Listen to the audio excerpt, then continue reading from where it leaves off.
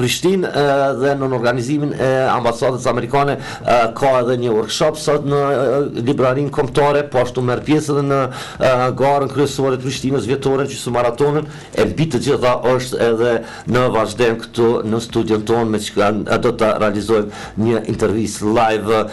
Michael, thank you very much for your time for finding here. I know you have a very busy schedule. You are an ultramarathonist. That's your title as a sportsman.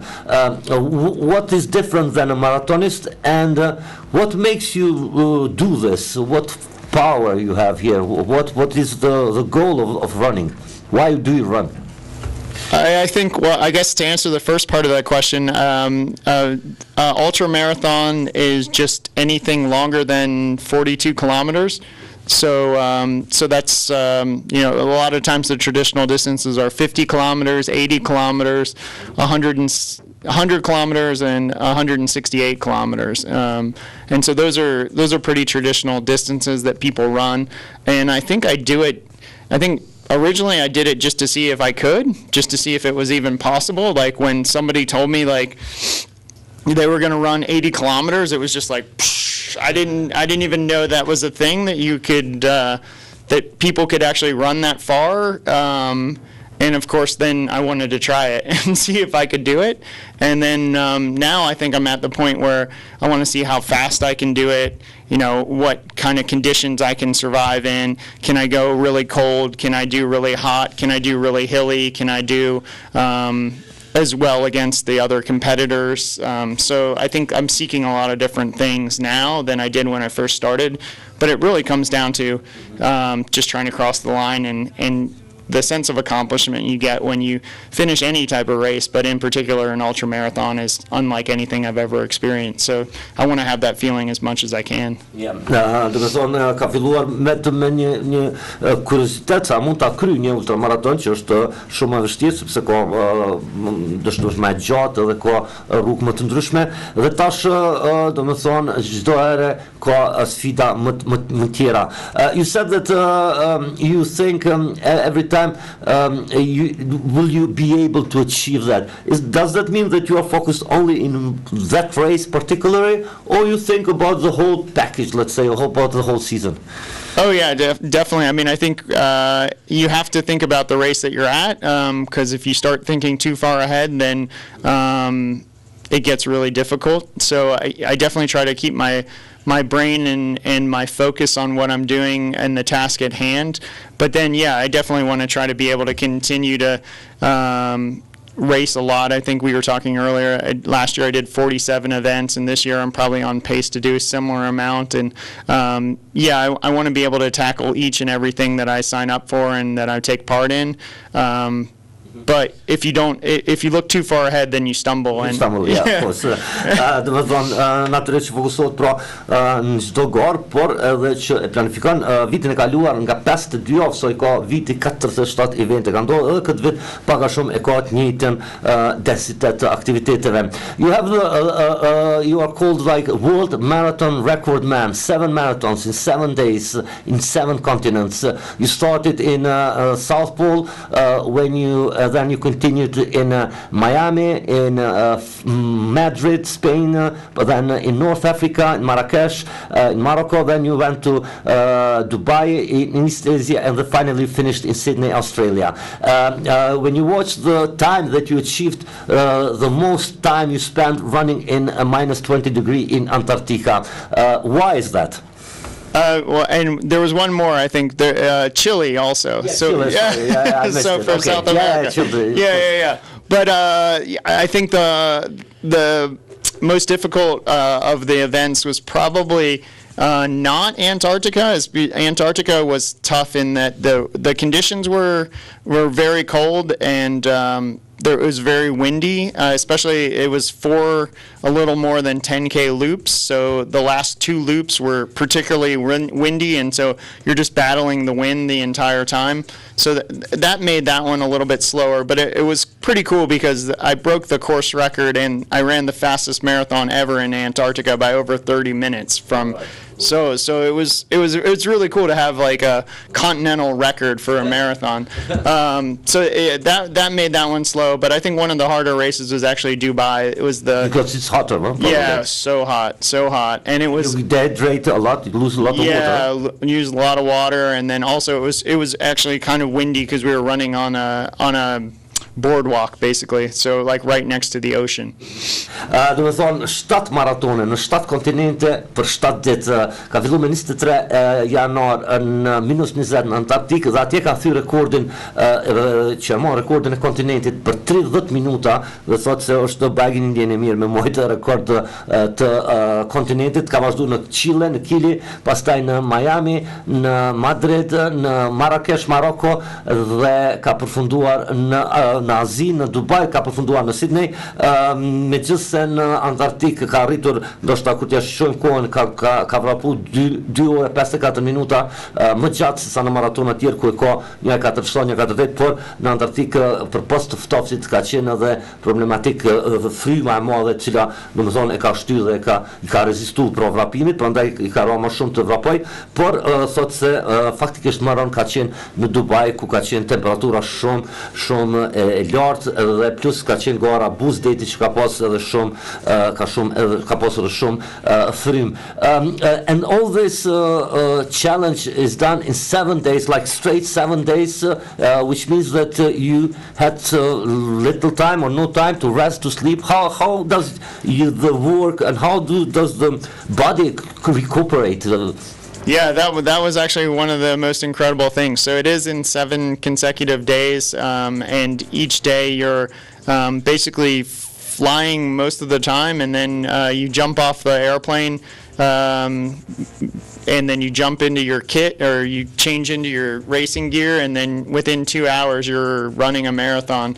And I didn't recover very well at all. Like I slept, I think, 16 hours over 7 days. So some of the other people did a lot better. So if I get another opportunity to do it again, I'd really work on my sleeping. But I kind of used the momentum from each and every day to kind of push forward, and I was really determined to try to set the world record and to just see what was possible for myself. So I think that's how I did it. I mean, I was kind of pure adrenaline, and it sounds weird to say like you could like live on that for 7 days, but when you're in the middle of it, it just feels like one big whirlwind, and there's so much excitement and enthusiasm, and there was 33 of us that did the event, so you have like kind of the team behind, yeah, aspect, and so that was all those factors played into, you know, allowing me to be able to perform each and every day and to do the absolute best I could, and I was quite pleased with how it went. But I think if I could do it again, then I would try to sleep more. Okay. Yeah, for sure. Yeah, 7 ditë me radhë dhe non stop ka qenë vrapim, aeroplan, shkon vendin ngjarjes tjetër, vesh teshat dhe vrapo përsëri, ka pas një ekip 33 vetave, natyrisht që nëse i vjen mundësia që të përsërit këtë challenge, këtë sfidë, dëshiron që të flen pak më shumë.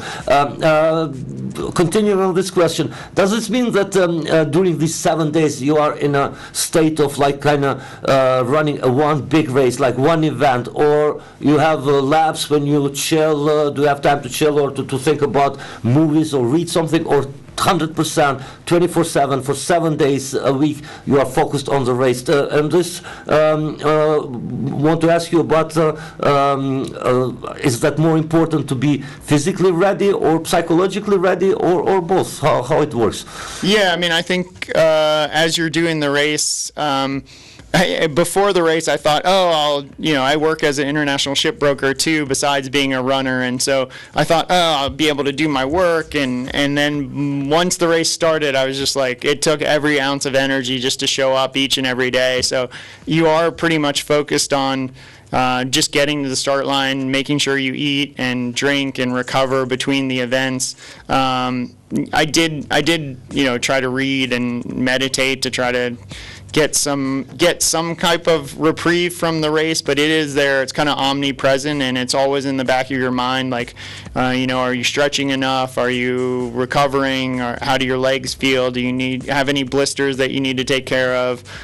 So it's kind of like this mobile stage race where you're just taking everyone and moving across the world together, but you are kind of in it from the gun and from when it starts, and there is really no lapse. And I think to be able to keep doing that each and every day for 7 days in a row is a big challenge mentally, but also physically, just to be ready to go and fired up and excited about being out there, because doing anything for 7 days can be tough. No, people don't even work for 7 days most of the time. Yeah, because you need a break. Deal, huh? Yeah.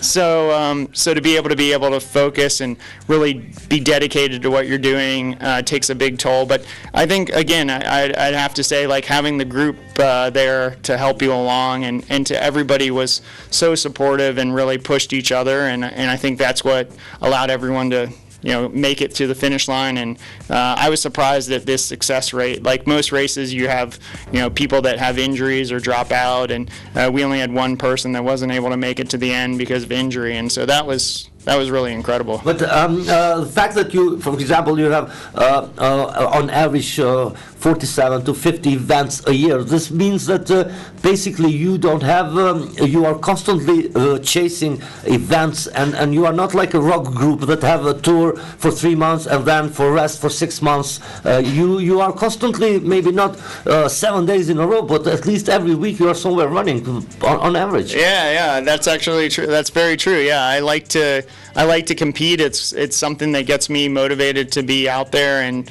to see what I'm capable of, to see if I can do it. And I think what's different than a lot of runners is, some guys just focus only on marathons on the road, and some guys only focus on trails. I run. You do everything. I like to try to do everything, and I think that's what keeps my motivation high and my desire to be a part of things, and I like new experiences. Like nobody I know has ever been to this part of the world, and so like having those kind of chances to explore the world through running. While you are running, do you have a chance to see the surroundings, or you are focused? Yeah, no, I mean, like I always try to take it in and look around, and I think that's one of the best things about running is you get to see so much more by running than you do by most any other means, and especially when you're in a new city, you get to know where the bakeries are, where the coffee shops are, where the best macchiatos are, and last night I was able to go to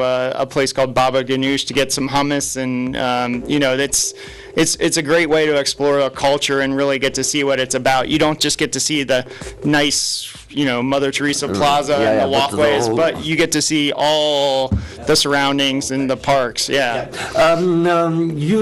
will have today, later during the day, a workshop or presentation about sport. And one question which I wanted to talk about, you maybe, I don't know if you will talk about that, or maybe you will have the questions, is that you are a part of a style of sport or kind of sport that is quite challenging, and we are witnessing lately in international sport, like in these kind of sports, that many athletes start to use illegal substances. What is your thought about that? Well, yeah, I mean, I think that you're seeing that in all kinds of sports now. Athletics, in bicycling, even in tennis now, the big thing is this, the Russian girl. Yes, exactly, yeah. So, I think I'm part of the Clean Sport Collective and Run Clean, a program that the New York Roadrunners has put together. But, I think a lot of it comes down to education, and I think it's just being generally a good person. Like, I think if you can get that across to people, and especially younger people, that don't. I mean, it sounds cliche, but you're just cheating yourself, and it's really, I think, a pretty terrible precedent for people. Like, so if you can know, you're cheating other people out of all their hard work too. So it's basically theft, in my opinion, and it's unfortunate that it goes on. But I hope that more and more federations and more people will either self-regulate or... Yeah, it's more, people are more aware now, I think, and also the technology will do that. And a plus on the bad side is that I read some things, and maybe you can tell that is quite dangerous doing those kind of things, because you're basically doing drugs.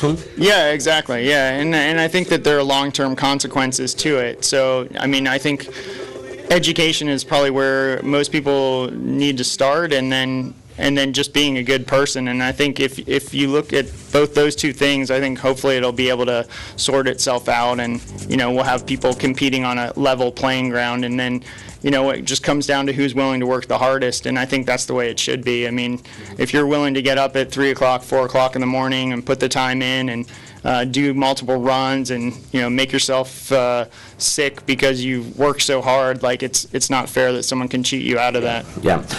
Okay, Michael, you today are having a presentation in the National Library from 5 o'clock in the evening. Also, but besides this, you're known for engaging in public speaking and doing talks and workshops. And what is your message? Because, for example, for our listeners and viewers who are mostly young people, what is your message to them who are now listening and watching this? Yeah, I mean, I think the thing that I'd like to get across to people is that anything is possible if you're willing to work hard and put the time in.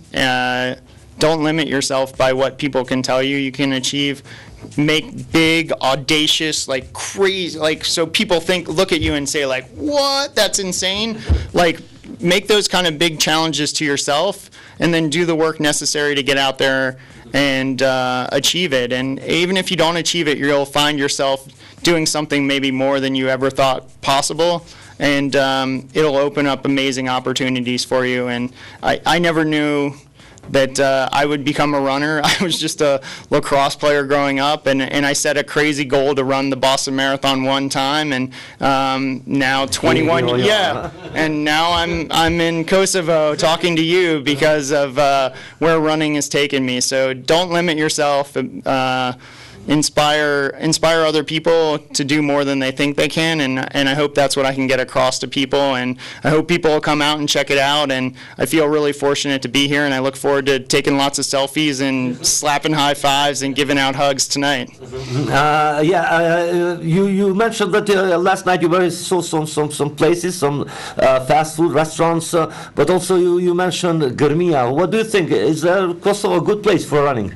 Oh my gosh, yeah, I went this morning with Grmia 555, so 5:55 in the morning. There's a group of runners that go from the entrance near the big pool, like the humongous pool. It's like, I guess like one of the biggest pools in the Balkans or something. It was amazing, and we did some trails this morning, but yeah, I thought it was incredible running. It was unfortunate since all the runners were all getting ready for the half marathon on Sunday, so we went a little shorter than maybe I would have liked. Usually, yeah. Yeah, but it was unbelievable, like super cool, like really nice trails, great views, nice kind of climate up there. Actually, it seemed like maybe even a little bit cooler than in the city, and so you get a little bit of break. So yeah, I mean, I highly recommend it if you get a chance to go out there. I mean, I don't know how busy you guys are, but you could check it out for sure. Yeah. Okay, Michael, thank you very much, and see you tonight at National Library and also in half marathon. Thank you very much. Yeah, bye guys. See you out there. Cheers. Michael Wardian.